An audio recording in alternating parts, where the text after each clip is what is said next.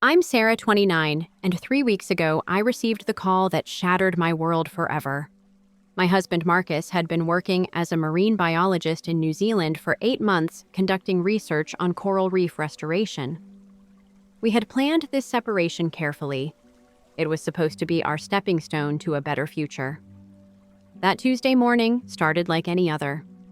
I was reviewing quarterly reports for the marketing firm where I worked in Denver when my phone rang. The international number made my heart skip, but Marcus always called during my lunch break. This time it wasn't him. "Mrs. Chen, this is Dr. Williams from Auckland General Hospital." The accent was thick, the words careful. "I'm calling about your husband, Marcus Chen." The world tilted. My coffee mug slipped from my hands, shattering against the floor. "What happened? Is he okay?" "There's been an accident. A diving incident during his research expedition. I'm very sorry, but Marcus didn't survive." The words hit me like physical blows. Didn't survive.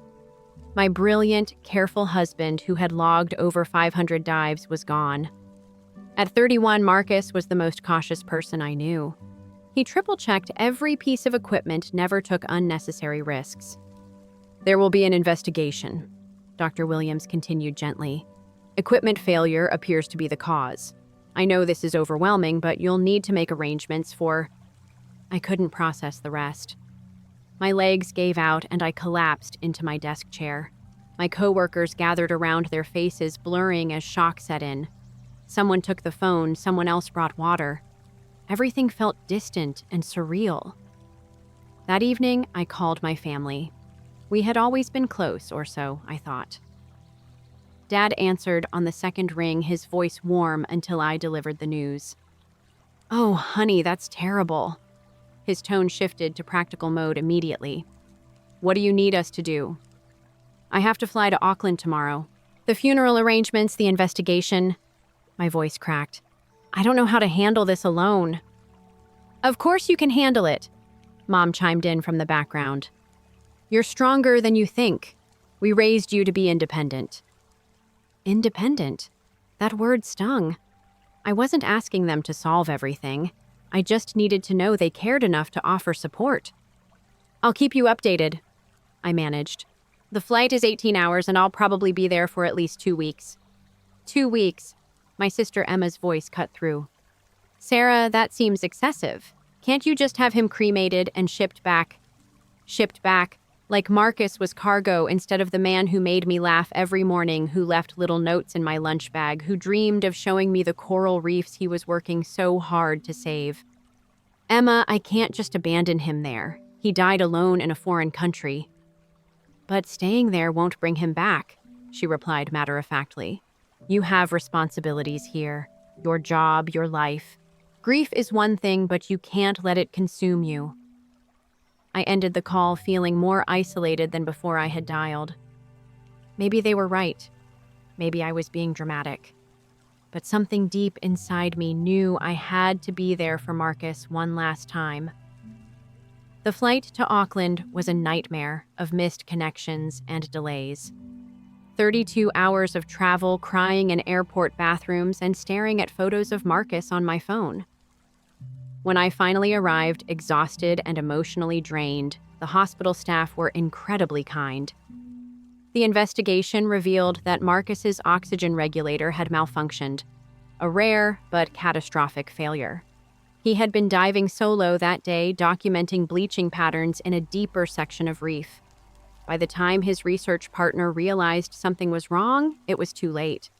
Planning a funeral in a foreign country is surreal. Every form required translation. Every tradition felt unfamiliar. The funeral home staff were patient, but I felt lost navigating customs I didn't understand while my heart was breaking. I called home every few days, hoping for emotional support, but the conversations were always brief. Dad would ask about practical matters. Insurance, flights, home, legal procedures. Mom would offer generic sympathy before changing the subject to Emma's promotion or their neighbor's new grandchild. "How much longer will you be there?" became the constant refrain. Not, "How are you holding up?" or "What can we do to help?" Just, when was I coming back to resume normal life? The funeral was small but beautiful. Marcus's research team attended, sharing stories about his passion for marine conservation and his excitement about our future together. His supervisor spoke about the coral restoration project Marcus had designed, which would continue in his honor. I stood at his graveside in a cemetery overlooking the ocean he loved, surrounded by people who had known him for months, but seemed to understand his significance better than my own family who had known him for 6 years. That night, alone in the hotel room we had planned to share during my visit, I made a decision that would define everything that followed. I was flying home the next day, and I would need someone to pick me up from the airport. After everything I had been through, surely my family would understand that this one request was reasonable. I composed a simple message to our family group chat. Flight lands tomorrow at 4 p.m. United Terminal A. Could someone please pick me up? The responses came quickly, but they weren't what I had hoped for. The responses to my airport pickup request came within minutes, each one hitting me like a slap across the face. Dad. Sorry, kiddo, promised the Johnsons we'd help them move furniture tomorrow. Rain check. Emma, can't do it. Tyler has soccer practice and I'm the team mom this week. You understand, right? Mom, honey, I have my book club meeting tomorrow afternoon. We're discussing the novel I've been reading for months. Maybe call a taxi. I stared at my phone screen in the dim hotel room, reading their messages over and over. Rain check, book club, soccer practice. I had just buried my husband on the other side of the world, and they were treating my request like an inconvenience. My hands shook as I typed back, I've been gone for 2 weeks burying Marcus. I just need a ride from the airport. Emma responded first. Sarah, we all have lives and commitments. You can't expect us to drop everything because you chose to stay there so long. Chose to stay, as if grieving my husband and handling his affairs was a vacation I had selfishly extended. Dad added, there are plenty of rideshare options these days. Very convenient and affordable. Mom chimed in. Next time, maybe give us more notice. We would have planned around it if we had known sooner. Next time I bury my husband. The casual cruelty of that phrase made me physically ill. I rushed to the bathroom and dry heaved over the toilet, my body rejecting the reality of their indifference. I thought about our family history, searching for signs I had missed. When I graduated valedictorian from high school, they arrived 30 minutes late because Dad had to finish a conference call. During my college graduation, they left before the reception to beat traffic. At my wedding, Mom spent half the ceremony whispering about Emma's latest boyfriend drama. But I had always made excuses. Dad works so hard to provide for us. Mom juggles so many responsibilities. Emma is going through a difficult time. I convinced myself that their distraction was just their way of showing love. Practical, busy, but ultimately caring. Now, sitting in a foreign country, having just laid my husband to rest, I saw the pattern clearly for the first time. I had spent years accommodating their priorities, minimizing my needs, and accepting scraps of attention while telling myself it was enough. The flight home was torture. 28 hours of delays, turbulence, and crying in airplane bathrooms. I sat next to a kind elderly woman named Helen who noticed my distress. When I finally broke down and told her everything, she held my hand and listened without judgment. Family should be your safe harbor in storms, she said softly. If they're not, sometimes you have to build your own lighthouse. Her words stayed with me as we descended into Denver. Through the small window, I could see the city lights spread out like stars. Somewhere down there, my family was going about their evening routines. Dad watching the news, Mom reading her book club selection, Emma helping Tyler with homework. Normal life continuing while mine had been forever altered. I had arranged for Marcus's belongings to be shipped separately, but I carried his research journal and the wedding ring they had removed at the hospital. These precious items felt impossibly heavy as I navigated through customs and immigration alone. The baggage claim area buzzed with activity. Families reunited with squeals of joy, friends embraced after long separations, lovers kissed like they had been apart for years instead of days. I watched it all through a haze of exhaustion and grief, feeling like an observer of a life I no longer belonged to. My suitcase appeared on the carousel. Just one bag containing clothes that still smelled faintly of the hotel laundry detergent from Auckland. Everything else about my old life felt equally distant and disconnected. The rideshare pickup area was crowded and confusing. I had used these services before, but never while emotionally shattered and physically depleted. The app kept crashing. My phone battery was dying, and surge pricing had tripled the normal fare due to a concert letting out downtown. Finally, a driver named David accepted my request. His profile showed a 5-star rating and a kind smile. When he arrived, he immediately noticed my distress and gently helped load my luggage without asking invasive questions. "Long trip?" he asked as we pulled away from the airport. "Very long." I managed, not trusting myself to say more without breaking down completely.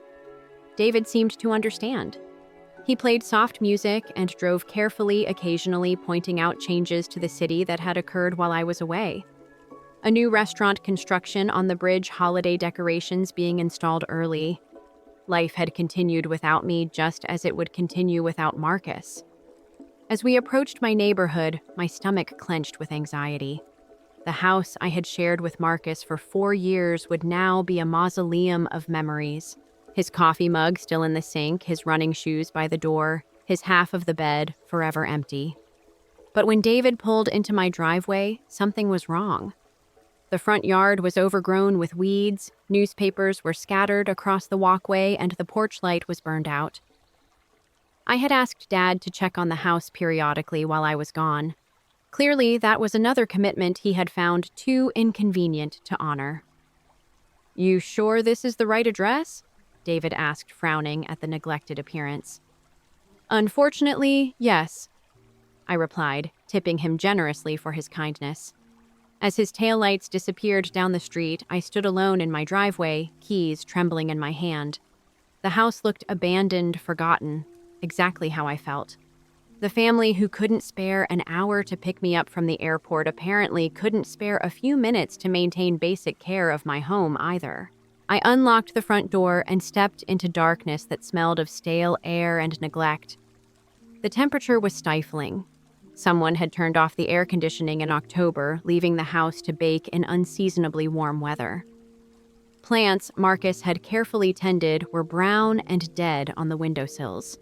The mail had piled up on the entry table, spilling onto the floor. Bills, advertisements, sympathy cards from friends and colleagues who cared more about my well-being than my own family. I sifted through the stack with growing anger and disbelief. In the kitchen, I discovered the refrigerator had been unplugged. The smell was horrific. Spoiled food had liquefied and leaked onto the floor. Fruit flies swarmed around the mess, and I gagged as I surveyed the damage. This wasn't neglect. This was deliberate abandonment. My phone buzzed with a text from Mom. "Hope you made it home safely. Get some rest and call us when you've settled in." Settled in? To a house that had been left to rot while I grieved my husband alone on the other side of the world. I typed and deleted a dozen angry responses before finally sending back, "Made it home. Thanks." But as I looked around at the destruction that greeted my return, I realized this wasn't really home anymore. Home was supposed to be where people cared about your well-being, where someone noticed when you were suffering, where love showed up in actions rather than empty words. Standing in my ruined kitchen, surrounded by the evidence of my family's indifference, I made a decision that would change everything. I was done pretending their behavior was acceptable. I was done making excuses for people who couldn't even maintain basic human decency during my darkest hour. Tomorrow, I would start making some very necessary changes to my life. I woke up on the couch at 3 a.m., disoriented and shivering. The house felt like an icebox. During my restless sleep, the temperature had plummeted due to an unexpected cold front. I stumbled to the thermostat, but nothing happened when I adjusted it. The heating system wasn't responding. My breath formed clouds as I checked the basement. The furnace was completely dead. Probably had been for days.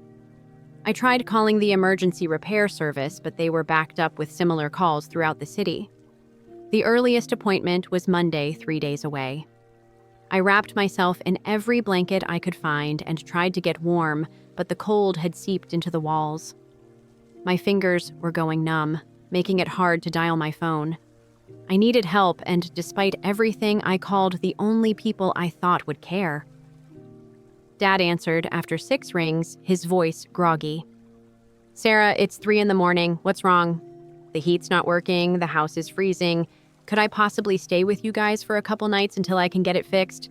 Long pause. "Tonight, we have the Hendersons coming for brunch tomorrow. Your mother spent all day preparing. The guest room is full of her decorations and centerpieces." "Dad, I can sleep on the couch. I just need somewhere warm." "Let me talk to your mother." I heard muffled conversation in the background, then he returned. "She's really stressed about this brunch. It's important for my business relationships. Maybe try a hotel." A hotel?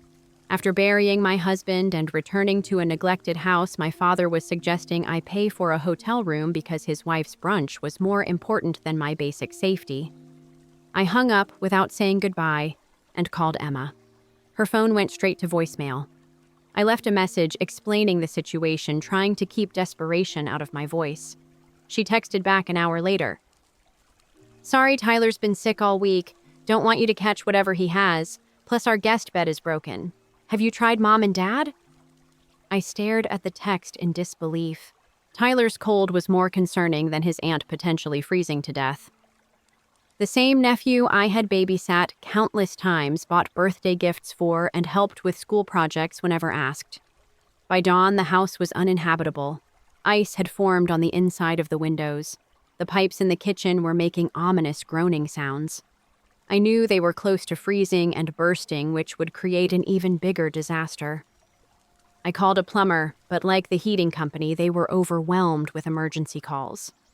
I wrapped towels around the exposed pipes and left faucets dripping, hoping to prevent a complete catastrophe.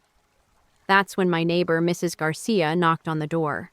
She was in her 70s, a sweet woman who had brought cookies when Marcus and I first moved in. She took one look at my red, chattering face and immediately understood. "Mija, you cannot stay here. Come to my house right now." I tried to protest, not wanting to burden her, but she wouldn't hear it. "My Luis would have my head if I let our neighbor freeze when we have a warm house and extra beds." Within minutes, she had me bundled up in her kitchen with hot coffee and homemade soup. Her house was small, but filled with warmth, literally and figuratively. Photos of grandchildren covered the refrigerator, religious candles flickered on shelves, and the smell of cinnamon filled the air. "Where is your family?" she asked gently as I thawed out at her kitchen table. I couldn't meet her eyes. "They're busy." Mrs. Garcia studied my face with the wisdom of someone who had raised 6 children and buried a husband herself. Busy is not the same as unavailable, Mija. When someone you love is suffering, you make time. Her simple truth hit harder than any lecture could have. She was right, and we both knew it. I spent 2 nights with Mrs. Garcia sleeping in her grandson's room, surrounded by baseball trophies and school photos. She never asked invasive questions about Marcus or my family situation. Instead, she simply provided what I needed: warmth, food, and human kindness. On Monday morning, the repair services finally arrived. The heating system needed a major component replacement that would take several days to order and install. The plumber discovered that 2 pipes had indeed burst during the weekend, flooding the basement and damaging the electrical system. "You're looking at least a week before this place is livable again," the heating technician explained. "Maybe longer if there are electrical issues." I called my insurance company from Mrs. Garcia's kitchen. They would cover the repairs, but not temporary housing, since the damage was due to a mechanical failure rather than a covered disaster. I would need to pay for hotel stays out of pocket. As I hung up, my phone rang. Emma's name appeared on the screen. "Hey sis, how's the house situation?" Her voice was cheerful, as if she was calling about weekend plans rather than the crisis she had ignored for 3 days. "It's going to be at least a week of repairs. The pipes burst and flooded the basement. Oh no, that's terrible. She paused. Well, at least you have insurance, right? That should cover everything. I waited for her to offer help to suggest I stay with them now that Tyler was feeling better, to show any genuine concern for my well-being. The silence stretched between us. Sarah, you still there? I'm here. Great. Listen, I wanted to ask you something. Tyler's birthday is next month, and we're thinking of doing a big party this year. Would you be willing to help with the planning? You're so good at organizing events. I stared at the phone in disbelief. My house was uninhabitable. I was staying with a neighbor I barely knew because my own family wouldn't help, and she was asking me to plan her son's birthday party. Emma, I just told you my house is flooded and I have nowhere to stay. Oh, right, sorry. I'm sure you'll figure something out, though. You always do. So, about Tyler's party. That's when something inside me snapped. Not explosively, but quietly and permanently. Like a cord that had been stretched too thin, finally breaking under the weight. I can't help with the party, I said calmly. What? Why not? It's just some planning. You love Tyler. I do love Tyler, but I can't keep giving to people who can't be bothered to give back when I desperately need help. Emma's tone shifted to defensive. That's not fair. We've always been there for you. When have you been there for me? Name one time in the past month when any of you showed up without being asked, offered help without conditions, or put my needs before your own convenience. Silence. That's what I thought, I continued. I've spent years making excuses for all of you, telling myself that your version of love was enough. But watching strangers show me more kindness than my own family has been a wake-up call. You're being dramatic because you're grieving. This isn't really you talking. Maybe grief has just given me clarity to see what was always true. Mrs. Garcia had been quietly washing dishes during my call, but I caught her nodding approvingly at my words.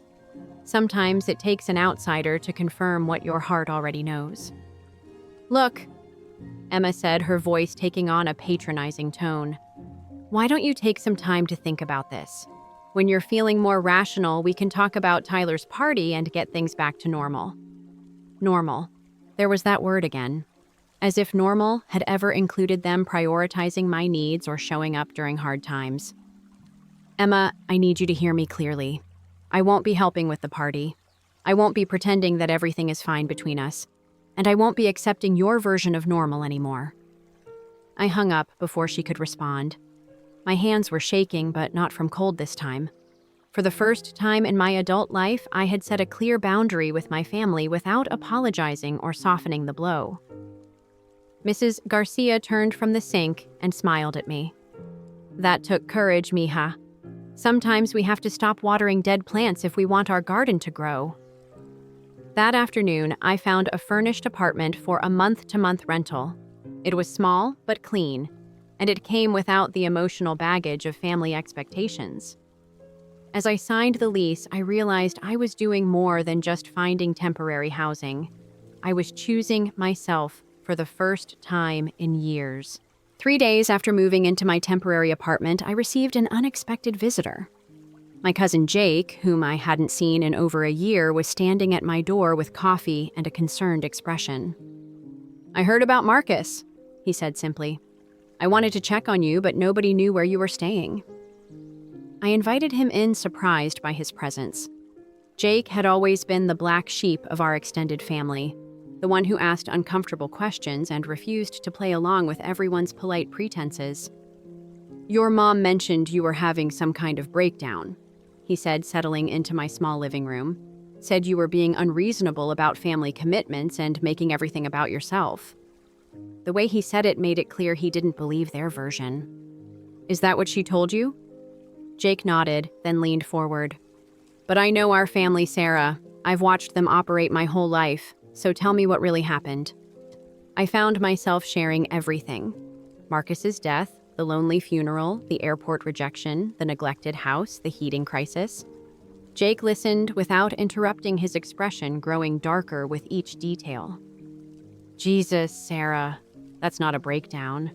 That's you finally seeing clearly. He ran his hands through his hair. I had my own wake-up call with them 5 years ago when Rachel and I got divorced. You know how much support I got? Dad told me I should have tried harder. Mom said divorce was selfish when children were involved. Emma actually said I was embarrassing the family. I had forgotten about Jake's divorce. The family had barely mentioned it, treating it like a shameful secret rather than a painful life event that deserved compassion. That's when I started limiting contact, Jake continued. Best decision I ever made. You can't keep expecting emotional support from people who are fundamentally incapable of providing it. Jake's validation meant more than I could express. Someone from my own family was confirming that the patterns I was seeing weren't imaginary or grief-induced delusions. The next morning, I received a call from Mom. Her voice was clipped and formal. Sarah, we need to talk. Your behavior lately has been very concerning. Emma told me about your rude phone call, and Jake mentioned he visited you. We think you might benefit from some counseling to help process your grief in a healthier way. Counseling isn't a bad idea, I agreed.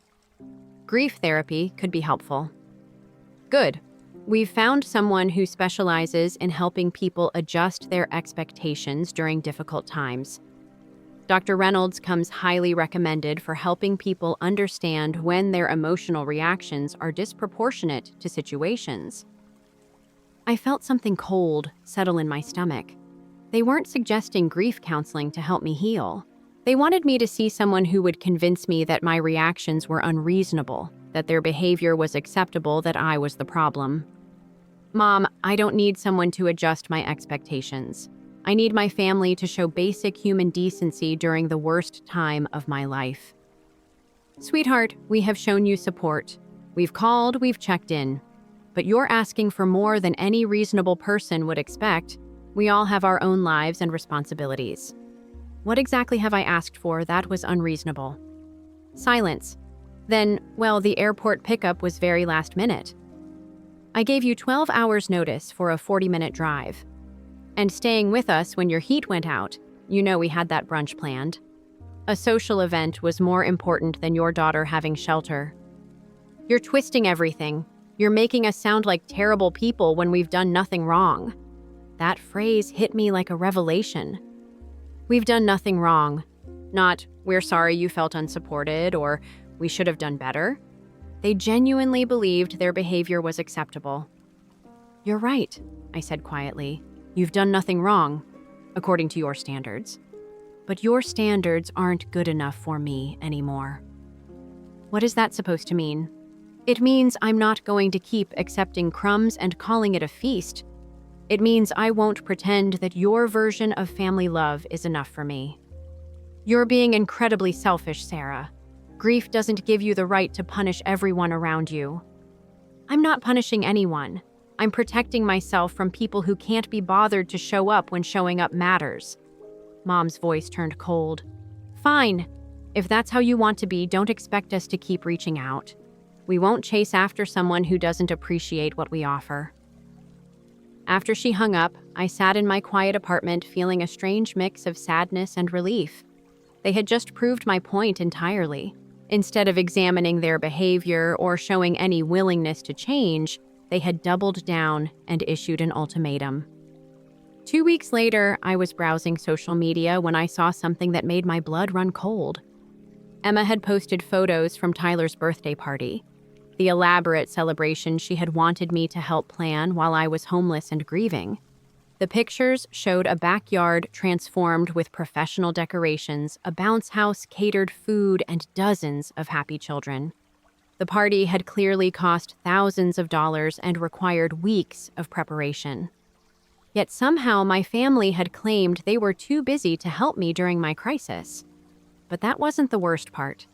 In one photo, I spotted Dad in the background carrying decorations. In another, Mom was arranging a dessert table. They had all pitched in to make Tyler's party perfect. The same people who couldn't spare time to pick me up from the airport or let me sleep on their couch. I screenshot the photos and sent them to Jake with a simple message. Apparently, they found time for what matters to them. His response came immediately. Holy shit, Sarah, this is next-level selfishness. I'm actually impressed by their commitment to being awful. Despite everything, seeing those photos hurt more than I expected. It was visual proof of their priorities, evidence that they could be caring and generous when they chose to be. They just didn't choose to be for me. That evening, I did something I had never done before. I went to a grief support group at the community center. The facilitator, Patricia, was a warm woman in her 60s who had lost her own husband 10 years earlier. Grief has a way of revealing people's true characters, she told our small circle. Some people will surprise you with their kindness. Others will disappoint you with their absence. Both revelations are gifts, even when they're painful. As I listened to other group members share their stories, I realized how many of them had experienced similar family dysfunction during their darkest hours. I wasn't alone in this experience, and I wasn't crazy for expecting better. One woman, Linda, shared a story about her sister refusing to attend her daughter's funeral because it conflicted with a vacation. Another member, Robert, talked about his brother asking him to postpone his wife's memorial service because it fell on Super Bowl Sunday. The hardest part, Patricia explained, is accepting that some people will never change.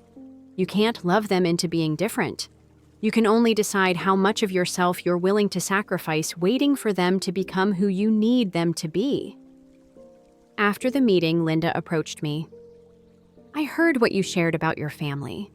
I just wanted you to know that cutting contact with my sister was the best decision I ever made. It's been 3 years, and I sleep better at night knowing I don't have to manage her disappointments anymore. Walking back to my apartment that night, I felt something I hadn't experienced in months: peace. Not happiness, that still seemed impossibly distant, but a quiet acceptance of what was true. My family would never be the support system I needed. Continuing to hope otherwise was only prolonging my pain. I pulled out my phone and did something I never thought I would do.